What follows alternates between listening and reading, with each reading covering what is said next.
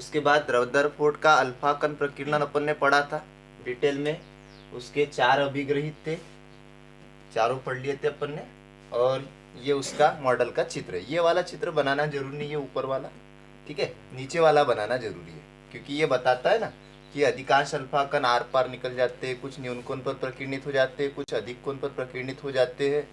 और ये सूत्र बताता है कि प्रकीर्णन अल्फा कणों की संख्या अर्ध प्रकीर्णन कोण की जा की चतुर्थ घात के व्युत्क्रमानुपाती होती है।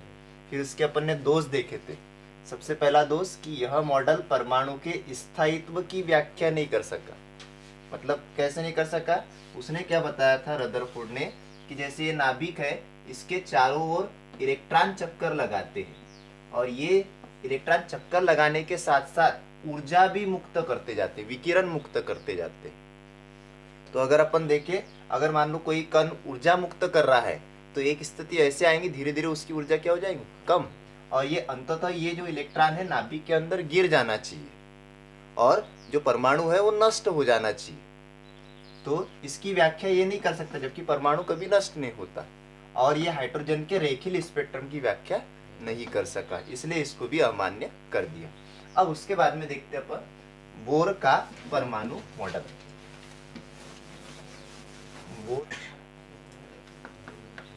बोर का, बोहर भी लिख सकते, जैसा भी लिखना, परमाणु मॉडल।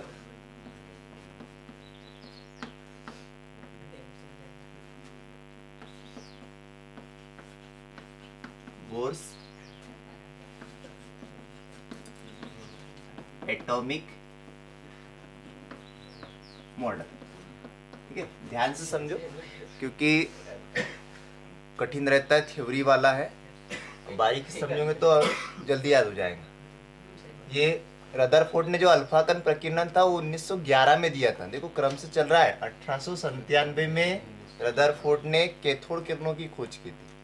फिर 1911 में उसने मॉडल दिया था, और 1913 में बोर नामक वैज्ञानिक ने परमाणु की संरचना को समझने के लिए जो रदरफोर्ड का मॉडल अपन ने अभी पढ़ा उसमें संशोधन किया और एक नया मॉडल दिया, और वो प्लांक के क्वांटम सिद्धांत के आधार पर दिया। प्लांक के क्वांटम सिद्धांत के आधार पर एक मॉडल दिया उसने, और इस मॉडल के निम्नलिखित अभिग्रहित थे। सबसे पहला अभिग्रहित, इसने बताया कि इलेक्ट्रॉन किसी भी कक्षा में न घूमकर केवल कुछ विशिष्ट कक्षाओं में ही घूम सकता है। विशिष्ट कक्षाओं में ही घूम सकता है, उन कक्षाओं को हम स्थायी कक्षाएं कहते हैं या विकिरण रहित कक्षाएं कहते हैं। पहला पॉइंट बताया उसने कि इलेक्ट्रॉन किसी भी कक्षा में न घूमकर केवल कुछ स्पेशल कक्षाओं में ही घूम सकता है, उन कक्षाओं को हम स्थायी कक्षाएं कहते हैं। और एक चीज और बताई कि स्थायी कक्षा में जो इलेक्ट्रॉन घूमता है वो विकिरण उत्सर्जित नहीं करता है। ठीक है, ये पहला पॉइंट बताया। दूसरा पॉइंट इसने ये बताया कि इलेक्ट्रॉन केवल उन्हीं कक्षाओं में घूम सकते हैं जिनके लिए इलेक्ट्रॉन का कोणीय संवेग, इलेक्ट्रॉन केवल उन्हीं कक्षाओं में घूम सकते हैं जिनके लिए इलेक्ट्रॉन का कोणीय संवेग h/2π का पूर्ण गुणक होता है। पूर्ण गुणक मतलब इसमें एक पूर्णांक से गुणा कर दो, n पूर्णांक है, जहां n पूर्णांक है और n बराबर से 1 2 3 अप टू। ठीक है, ये क्या है? एक पूर्णांक। तो इसको कैसे पढ़ेंगे? इलेक्ट्रॉन केवल उन्हीं कक्षाओं में घूम सकता है जिनके लिए इलेक्ट्रॉन का कोणीय संवेग, कोणीय संवेग का सूत्र होता है, कोणीय संवेग अपन ने 11वीं कक्षा में पढ़ा है, संवेग है ना, द्रव्यमान गुणित वेग संवेग होता है। और कोणीय संवेग को L से दर्शाते रैखिक संवेग गुणित घूर्णन अक्ष से लंबवत दूरी। रैखिक संवेग को P से दर्शाते, L बराबर से रैखिक संवेग किसको बोलते हैं? द्रव्यमान गुणित वेग, और ये R। तो mvr कोणीय संवेग का सूत्र होता है L बराबर से कोणीय संवेग h/2π का पूर्ण गुणक होता है, मतलब nh/2π। ठीक है, जहाँ n एक पूर्णांक है और n को कहते हैं क्वांटम नंबर्स, क्वांटम संख्या, मुख्य क्वांटम संख्या भी कह सकते हैं। और ये जो आया जिसको बोर का क्वांटम प्रतिबंध कहते हैं। ये दूसरा पॉइंट है, ठीक है। तीसरा पॉइंट उसने ये बताया, संक्रमण के बारे में बताया। तो सबसे पहले अपने को पता होना चाहिए कि संक्रमण किससे कहते हैं। जैसे इलेक्ट्रॉन की अलग अलग ऊर्जा अवस्थाएं है, ऊर्जा अवस्था को ई से दर्शाते। मान लो ये पहली है और ये दूसरी, अलग अलग ऊर्जा अवस्था है। तो जब कोई इलेक्ट्रॉन निम्न ऊर्जा स्तर से उच्च ऊर्जा स्तर में जाता है, अगर कोई इलेक्ट्रॉन एक ऊर्जा स्तर से दूसरी ऊर्जा में स्तर में जाता है तो उसको बोलते हैं संक्रमण, ठीक है। केमिस्ट्री में पढ़ा होगा ना आपने, संक्रमण एक अवस्था से दूसरी अवस्था में जाना संक्रमण कहलाता है। तो जब कोई इलेक्ट्रॉन निम्न ऊर्जा स्तर से उच्च ऊर्जा स्तर में जाता है तो इन कक्षाओं का जो अंतर है, इन ऊर्जाओं का जो अंतर है क्या होगा भाई, E2 माइनस E1, बड़े में से छोटे को घटाएंगे। इन ऊर्जाओं का जो अंतर है वह विकिरण के रूप में मुक्त होता है, विकिरण निकलते हैं। और विकिरण क्या होता है, प्लांक के क्वांटम सिद्धांत के अनुसार विकिरण hν, ऊर्जा का फोटान होता है। तो E बराबर से hν, मतलब इसको कैसे पढ़ेंगे, जब अब ये संक्रमण जो होता है ये भी दो टाइप का होता है।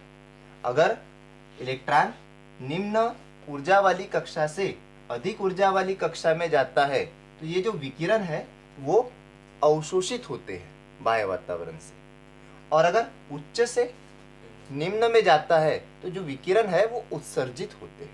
बात समझ में आ रही। एलईडी पढ़ा है ना अपन, एलईडी में क्या होता है कि उत्सर्जन होता है प्रकाश का, तो बाहर निकलता है प्रकाश। अवशोषण मतलब वातावरण से अंदर लेता है। तो ये तीसरा पॉइंट दिया कि जब इलेक्ट्रॉन निम्न ऊर्जा वाली कक्षा से उच्च ऊर्जा वाली कक्षा में जाता है तो उनकी ऊर्जा, कक्षाओं की ऊर्जा का अंतर विद्युत चुंबकीय विकिरण के रूप में अवशोषित होता है। और फिर इसका उल्टा पढ़ो, इसके विपरीत, जब इलेक्ट्रॉन उच्च ऊर्जा वाली कक्षा से निम्न ऊर्जा वाली कक्षा में आता है या संक्रमित होता है तो उनकी ऊर्जाओं का अंतर विद्युत चुंबकीय विकिरणों के रूप में उत्सर्जित होता है। ऐसा पढ़ेंगे। ये तीसरे नंबर का पॉइंट दिया। फिर उसके बाद चौथे नंबर का पॉइंट ये दिया कि अगर कोई इलेक्ट्रॉन NV कक्षा से PV कक्षा में जाता है, यहाँ पे ये मान लो NV कक्षा है और ये उसकी PV कक्षा है। NV कक्षा से PV कक्षा में जाता है तो इनकी ऊर्जाओं का अंतर क्या होगा, En माइनस EP, क्योंकि N बड़ा है, बराबरी से hν, विद्युत चुंबकीय विकिरणों के रूप में उत्सर्जित होती है। तो ये जो है ये इसको हम बोर का क्वांटम प्रतिबल कहते हैं। ये इसी में है, वैसे तीसरे में भी लिख सकते हैं, नहीं तो चौथा भी लिख सकते हैं। पांचवा एक खास बात बताई उसने, जैसे मान लो आपने देखा परमाणु की संरचना, बीच में नाभिक होता है और उसके चारों ओर विभिन्न कक्षाओं में इलेक्ट्रॉन चक्कर लगाते हैं। इलेक्ट्रॉन, यहाँ मान लो इलेक्ट्रॉन है, इलेक्ट्रॉन पर आवेश E होता है, ठीक है। मान लो इलेक्ट्रॉन का द्रव्यमान m है और यह नाभिक के चारों ओर v वेग से चक्कर लगा रहा है। दोनों के बीच की दूरी r है। अपने कूलाम का नियम पढ़ा है ना, इसमें जो बल लगता है वो कूलाम के नियम के अनुसार लगता है, विद्युत बल। तो जो नाभिक है, नाभिक पर आवेश होता है Zd, नाभिक पर आवेश, जहाँ Z होता है परमाणु क्रमांक नाभिक का, ठीक है। Z परमाणु क्रमांक है, नाभिक पर आवेश होता है प्लस Zd, ठीक है। और ये इलेक्ट्रॉन है। अपने विद्युत बल पढ़ा है, विद्युत बल का सूत्र क्या होता है, किन्हीं दो आवेशों के मध्य लगने वाला बल कूलाम के नियम से क्या होता है, 1/4πε0k × Q1 Q2/r²। अब यहाँ पे आवेश कितने, Q1 Q2 आवेश होते हैं, यहाँ पर दो आवेश है, एक है नाभिक का आवेश और एक है इलेक्ट्रॉन का आवेश। तो नाभिक का आवेश कितना लिखा जाएगा, Zd, और इलेक्ट्रॉन का आवेश E, Q1 Q2 बटे r²। ये होगा इन दोनों के बीच लगने वाला विद्युत बल। किसके बीच में, नाभिक और इलेक्ट्रॉन के बीच में लगने वाला विद्युत बल। तो ये पांचवा पॉइंट बताया बोर ने कि गतिज संतुलन की अवस्था में नाभिक और इलेक्ट्रॉन के बीच लगने वाला आकर्षण बल, या उसको विद्युत बल भी बोल सकते, आकर्षण बल इलेक्ट्रॉन को वृत्तीय गति करने के लिए अभिकेंद्री बल प्रदान करता है। क्योंकि ये इलेक्ट्रॉन चक्कर लगाता है ना, तो उसको वृत्तीय गति करने के लिए अभिकेंद्री बल की आवश्यकता होगी, और वो अभिकेंद्री बल कैसे मिलेगा? नाभिक और इलेक्ट्रॉन के बीच लगने वाले विद्युत बल से मिलेगा। अतः आकर्षण बल या विद्युत बल बराबर से हम क्या लिख सकते हैं? अभिकेंद्री बल। अभिकेंद्री बल गणित में कैसे लिखेंगे?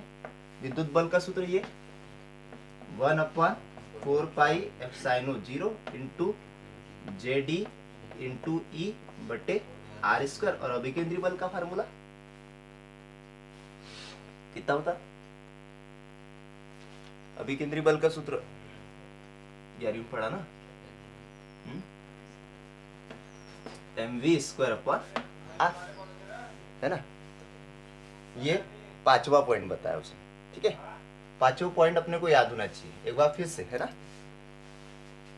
क्या लिखेंगे सबसे पहले पर? बोर नामक वैज्ञानिक ने सन 1913 में रदरफोर्ड के परमाणु मॉडल में संशोधित कर एक नया मॉडल बनाया। किसके आधार पर? प्लांक के क्वांटम सिद्धांत के आधार पर एक नया मॉडल बनाया, जिसकी अभिधारणाएं निम्नलिखित है। सबसे पहली अभिधारणा क्या है? कि इलेक्ट्रॉन किसी भी कक्षा में न घूमकर केवल कुछ विशिष्ट कक्षाओं में ही चक्कर लगाता है, जिन्हें स्थायी कक्षाएं कहते हैं। स्थायी कक्षा में जो इलेक्ट्रॉन होते हैं वो विकिरण उत्सर्जित नहीं करते, ठीक है। नंबर 2 पॉइंट क्या है? इलेक्ट्रॉन केवल उन्हीं कक्षाओं में घूम सकते हैं जिनके लिए उसका कोणीय संवेग h/2π का पूर्ण गुणज होता है। अर्थात ये लिख देंगे mvr बराबर से nh/2π, जहाँ n बराबर से 1 2 3 एक पूर्णांक है, और ये n पूर्णांक को क्या कहते हैं? क्वांटम संख्या कहते हैं, और इसको क्वांटम प्रतिबंध कहते हैं बोर का। इसके बाद नंबर 3 क्या बताया? ये चित्र समझ में आता है। जब कोई इलेक्ट्रॉन निम्न ऊर्जा वाली कक्षा से उच्च ऊर्जा वाली कक्षा में संक्रमण करता है या जाता है, तो उन कक्षाओं के ऊर्जा का अंतर विद्युत चुंबकीय तरंगों के रूप में उत्सर्जित अवशोषित होता है। और जब कोई इलेक्ट्रॉन उच्च ऊर्जा वाली कक्षा से निम्न ऊर्जा वाली कक्षा में संक्रमित होता है, तो उन कक्षाओं की ऊर्जाओं का अंतर विद्युत चुंबकीय विकिरणों के रूप में उत्सर्जित होता है। फिर अगला पॉइंट चौथा नंबर दिया कि यदि कोई इलेक्ट्रॉन NV कक्षा से PV कक्षा में जाता है या संक्रमित होता है, तो इनके विद्युत चुंबकीय विकिरण निम्नानुसार दिए जाते हैं। En-Ep बराबर से h। ये विकिरण है, उसकी आवृत्ति न्यू है यहाँ पर। उसके बाद 5वां ये बताया उसने कि गतिज संतुलन की अवस्था में नाभिक और इलेक्ट्रॉन के बीच लगने वाला आकर्षण बल, या बोल सकते स्थिर विद्युत बल, इलेक्ट्रॉन को वृत्तीय गति करने के लिए अभिकेंद्री बल प्रदान करता है। ये ऐसे 5 अभिक्रिया दिए। चलो लिख लेते, लिखो।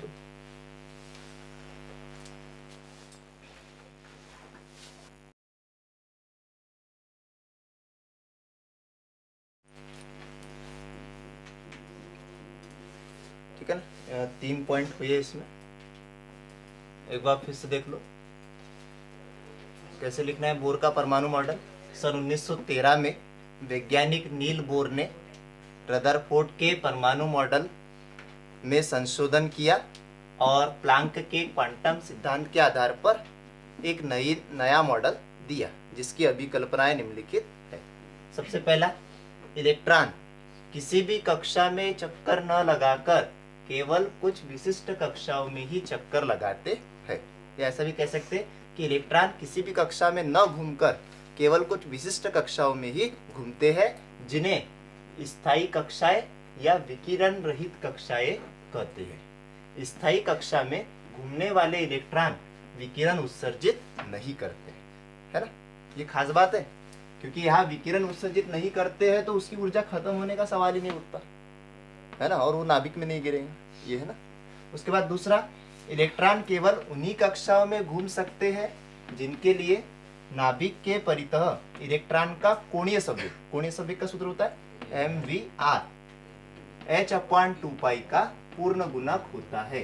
अर्थात ये कोणीय संवेग बराबर से h/2π का पूर्ण गुणक, यानी पूर्ण संख्या n से हम गुना कर देंगे इसमें, तो mvr बराबर से nh/2π लिखा जाएगा, जहां n बराबर से 1 2 3 अप टू n क्या है, एक पूर्णांक है।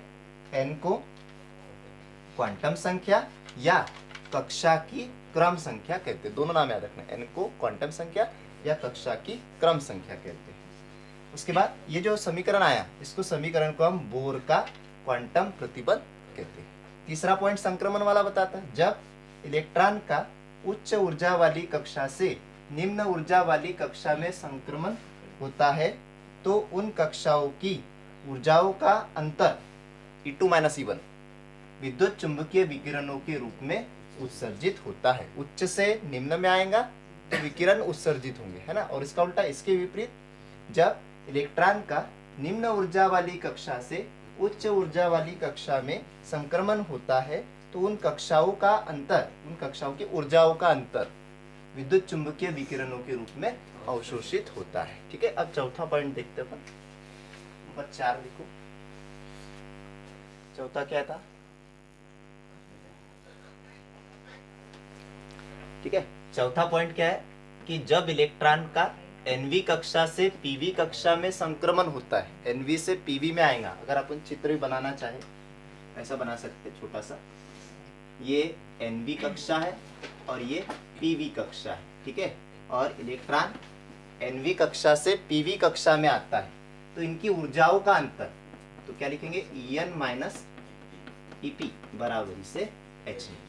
जब इलेक्ट्रॉन का एनवी कक्षा से पीवी कक्षा में संक्रमण होता है, n बड़ा है P, तब इनकी ऊर्जाओं का अंतर En - Ep बराबर से H है, जहां न्यू विकिरण की आवृत्ति है और H प्लांक नियतांक है। फिर पांचवा, गति संतुलन के लिए इसको भी चित्र समझ सकते हैं। ये जैसे नाभिक है, नाभिक का परमाणु क्रमांक Jd और इसके चारों ओर ये कक्षा है।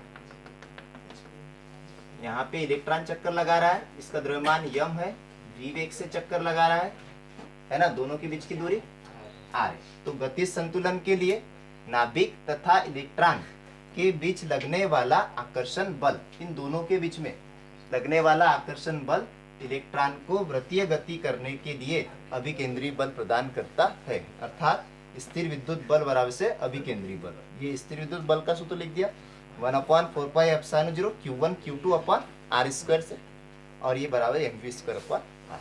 ठीक है, हो गया। चलो आगे देखते हैं। बोर की एनवी कक्षा की त्रिज्या और वेग ज्ञात करेंगे। ये बंद होगा तो बताना, ठीक है। नेक्स्ट रीडिंग दो।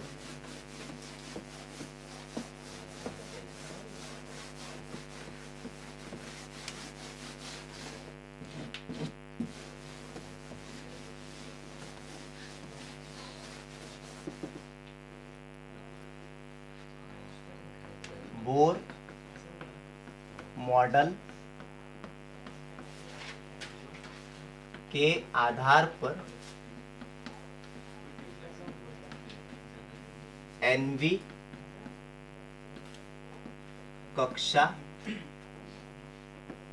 की त्रिज्या अपने मान लिया, जो चित्र में दिख रहा है, माना m द्रव्यमान तथा आवेशी, माना m द्रव्यमान तथा आवेशी का इलेक्ट्रॉन नाभिक जिस पर आवेश Jd है के चारों ओर v वेग से nv कक्षा में r त्रिज्या के वृत्तीय मार्ग में चक्कर लगा रहा है। ये नहीं लिखा तो भी चलता, चित्र बनाना, ठीक है, समझ गए। अब बोर के क्वांटम प्रतिबंध से, अब बीच पढ़ा आपने, बोर के क्वांटम प्रतिबंध से क्या था भाई? बोर का क्वांटम प्रतिबंध mv r बराबरी से h/2π का पूर्ण होना चाहिए, nh/2π, ये लिख दो, ठीक है। यहां से v का मान चाहिए अपने को, वेग का, तो यम आर का क्या कर दो, पक्षांतर, ये आ जाएगा v बराबरी से nh/2π यम आर। फिर उसके बाद इसको दे दो समीकरण नंबर 1, ठीक है। अब वो वाली दूसरी शर्त लगाओ, चौथे नंबर वाली, क्या होता भाई? गतिज संतुलन में, चाहो तो आप पूरा लिख सकते, क्या लिख सकते? गतिज संतुलन में क्या होता है भाई? नाभिक और इलेक्ट्रॉन के बीच लगने वाला आकर्षण बल इलेक्ट्रॉन को वृत्तीय गति करने के लिए अभिकेंद्री बल प्रदान करता है। हम शॉर्टकट में लिख रहे हैं। गति संतुलन में क्या होता है भाई? स्थिर विद्युत बल, स्थिर विद्युत बल बराबर होता है अभिकेंद्री बल, अभिकेंद्री बल। ये चौथा वाला प्रतिबल। चलो मान रखो, स्थिर विद्युत बल का मान क्या होता है? 1/4 पाई एप्सिलॉन 0 इंटू नाभिक पर आवेश जेडी, इलेक्ट्रॉन पर आवेश ई और बटे आर स्क्वायर बराबरी से mv स्क्वायर अपॉन आर। जो कटता है उसे काट दो। देखो क्या कटता है, तो ये आर से इसकी एक घात कट गई, नीचे से नीचे वाला कट जाता है। और क्या कट रहा है? कुछ नहीं कट रहा। ठीक है, बचा वाला लिखो। बचा क्या, उल्टा करके लिख दे रहे हैं। यहाँ mv स्क्वायर बचा क्यों, और यहाँ इतना बचा, तो ये वाला पहले लिख रहे हैं। mv स्क्वायर बराबर बचा, अब देखो क्या बचा, इधर जेड ई और ई का गुणा करेंगे तो ई स्क्वायर हो जाएगा, तो ऐसा लिख सकते हैं अपन जेड ई स्क्वायर, और बटे में क्या बचा भाई? 4 पाई एप्सिलॉन 0 आर बचा। ठीक है, इसको दे दो समीकरण नंबर 2। अब क्या करना है हमको, ये जो समीकरण 1 से हमने v का मान निकाला है, ये समीकरण 2 में रख देंगे यहाँ पे, आगे वाला।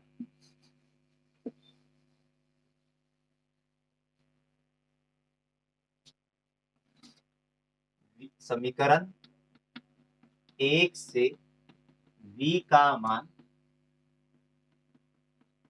समीकरण 2 में रखने पर, समीकरण 1 से v का मान समीकरण 2 में रखने पर, चलो मान रखो m जैसा का वैसा लिख दो।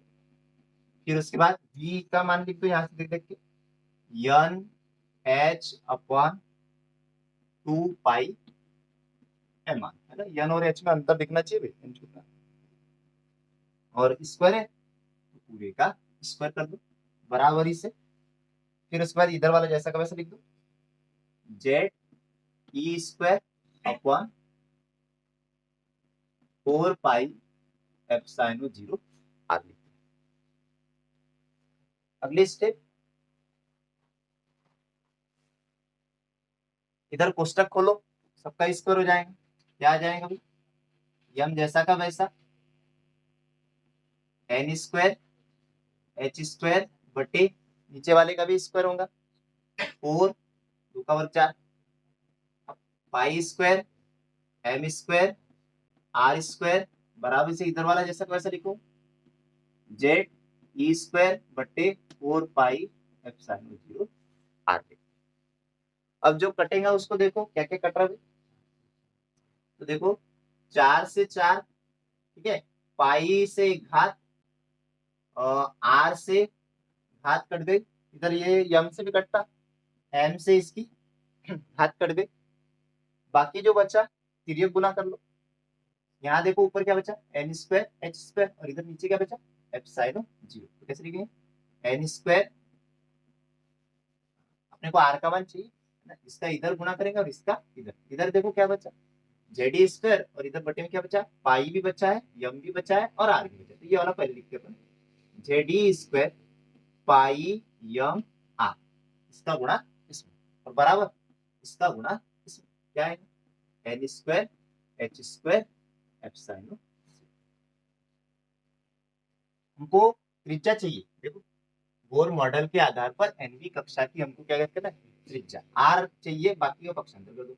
तो आर बराबर इससे क्या आ जाएगा भाई, N square H square epsilon 0, और बटे में आ जाएगा, अच्छे से लिख दो, पाई यम, पहले लिख दिया पाई यम जेड ई स्क्वायर, पाई यम जेड ई स्क्वायर। ये जो आया त्रिज्या का व्यंजक आया, इसको दे दो समीकरण नंबर 3।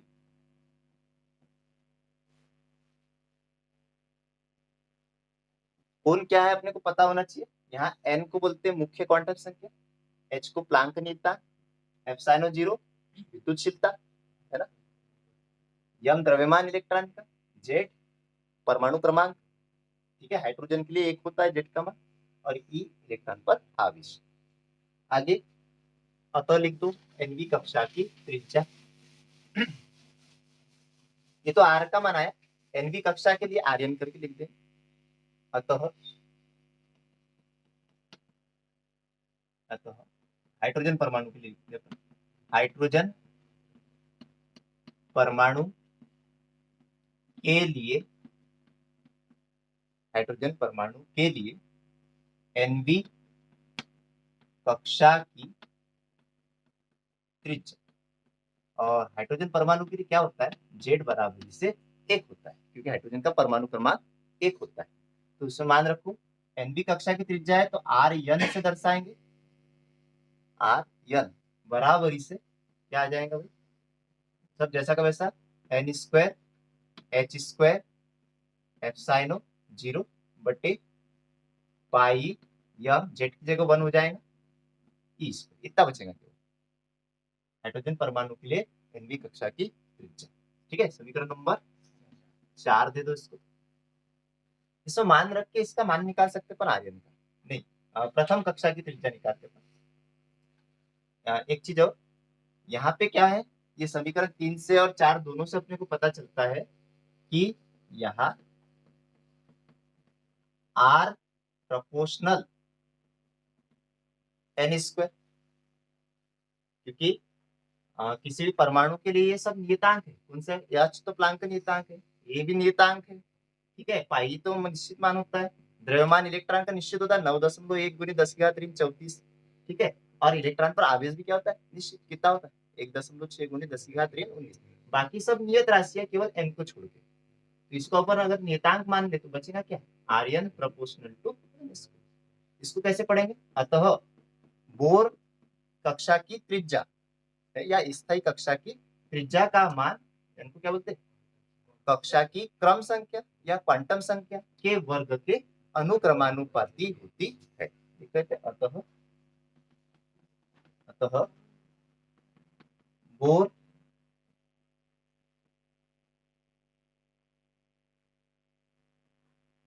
कक्षा की त्रिज्या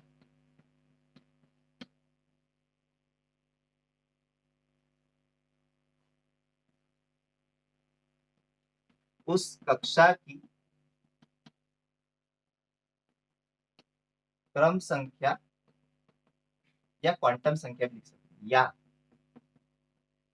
क्वांटम संख्या के वर्ग के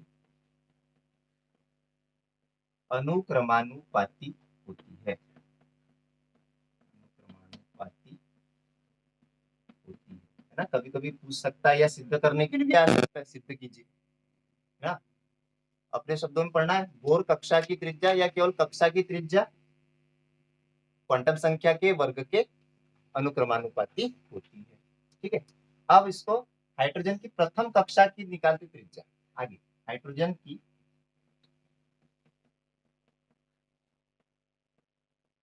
प्रथम कक्षा की त्रिज्या के लिए, हाइड्रोजन की प्रथम कक्षा की त्रिज्या के लिए, अब प्रथम कक्षा में क्या होगा भाई, n बराबरी से 1। पहली कक्षा में n का मान कितना होगा 1, तो यहाँ पे मान रख दो, n की जगह 1 लिखना है तो क्या हो जाएगा भाई, R1 बराबरी से n की जगह यहाँ 1 हो जाएगा, 1 का वर्ग 1 होता, क्या बचेगा एच स्क्वायर एप्सिलॉन 0 बटे पाई एम ई स्क्वायर। इसको अगला समीकरण दो, समीकरण नंबर 5।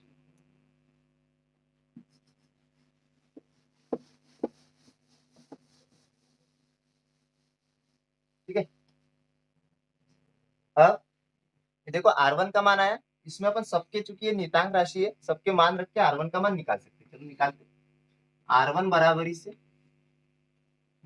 मान रखो, H का मान अपने को पता है कितना होता है भाई, 6.6 गुणित 10⁻34 जूल गुणित सेकंड, और H स्क्वायर है इसलिए पूरे का स्क्वायर। देखो याद नहीं करना पड़ता, सब अपने को पता है, अपन ने पहले पढ़ा है। एप्सिलॉन 0 का मान कितना होता है भाई, कलाम के नियम में पढ़ा था अपने पहले अध्याय में,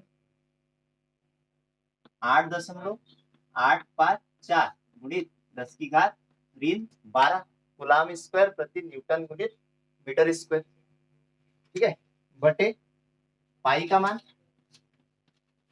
3.14, यम का मान इलेक्ट्रॉन का द्रव्यमान 9.31 गुणित 10⁻31 किलोग्राम, ठीक है, और इलेक्ट्रॉन ई का मान 1.6 गुणित 10⁻19 और स्क्वायर है भाई, तो पूरे का क्या कर दो। ये सबके मान याद भी हो जाते हैं अपने को और कई जगह काम में भी आता है। इसको जब हल करेंगे ये आता है R1 बराबर से 0.53 गुणित 10⁻10 मीटर, ठीक है, कैलकुलेटर से आप करके देखना तो इतना आएगा 0.53 गुणित 10⁻10 मीटर।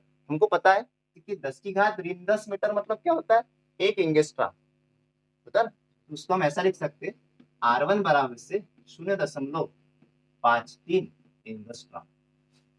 ये आ गया हाइड्रोजन की प्रथम कक्षा की त्रिज्या का मान। ऐसे अगर मान लो अपने को द्वितीय कक्षा की त्रिज्या निकालना है तो उसके लिए देखो क्या करना है, ये समीकरण 5 में समीकरण 4 में समीकरण 5 का भाग दे दो। समीकरण 4 भागित समीकरण 5, समीकरण 4 में 5 का भाग दे दो, क्या आएगा भाई, LHS बटे LHS होगा, क्या आएगा Rn बटे R1। ध्यान से देखो ये 4 में 5 का भाग दे रहे, LHS बटे LHS, Rn बटे Rn, और इसमें इसका भाग देंगे तो जो समान संख्या वो कट जाएंगे। क्या क्या कट जाएगा भाई, h स्क्वायर एप्सिलॉन ये पूरा कट जाएगा, क्या बचेगा केवल n स्क्वायर बचेगा, बराबर से क्या बचेगा n स्क्वायर, और बटे में कुछ नहीं है तो एक लिख सकते हैं, तो केवल n स्क्वायर, फिर ये गुणा करो क्या है Rn बराबर से इधर n स्क्वायर इंटू R1, ठीक है, ये बहुत काम का है सूत्र। अगर मान लो हमको बोला कि दूसरी कक्षा की त्रिज्या क्या होगी, पहली कक्षा की तो निकाल दिया अपन, है ना, दूसरी कक्षा की त्रिज्या निकालना है तो यहाँ n की जगह क्या लिख दो 2 लिख, अतः निकाल अतः दूसरी कक्षा की त्रिज्या n बराबर से 2 रख दो, इसमें क्या आएगा भाई R2 बराबर से n की जगह 2 का वर्ग और गुणित R1, या R2 बराबर से 2 का वर्ग कितना हो गया 4, और R1 का मान यहाँ से 0.53 एंगस्ट्रॉम, गुणा कर दो कितना हो जाएगा भाई 4 या 12 का 1, 4 पंचे 20 और 1 21, और 2 अंक पहले क्या रहेगा 2.12 एंगस्ट्रॉम होगा। ये किसकी त्रिज्या, दूसरी कक्षा की त्रिज्या। इसी प्रकार अपन तीसरी की भी निकाल सकते हैं, तीसरी की बोलेंगे तो क्या करना पड़ेगा, n की जगह 3 लिखना पड़ेगा, आ जाएगा ना। इसी प्रकार हम तीसरी, चौथी, पांचवी कौन सी भी कक्षा की त्रिज्या निकाल सकते हैं। ये अपन ने बोर मॉडल के आधार पर nवी कक्षा की त्रिज्या ज्ञात करने का सूत्र पढ़ा, क्योंकि परीक्षा में सवाल भी आ सकता है, है ना, तो सवाल बता दिया हमने पूरे। nवी कक्षा की त्रिज्या का व्यंजक तो ये आ गया, पर अपने प्रथम कक्षा की भी त्रिज्या निकाल ली, द्वितीय की भी और तृतीय की भी निकाल सकते इस फॉर्मूले से, ठीक है। अब इसका वेग और चाल अपन कल करेंगे।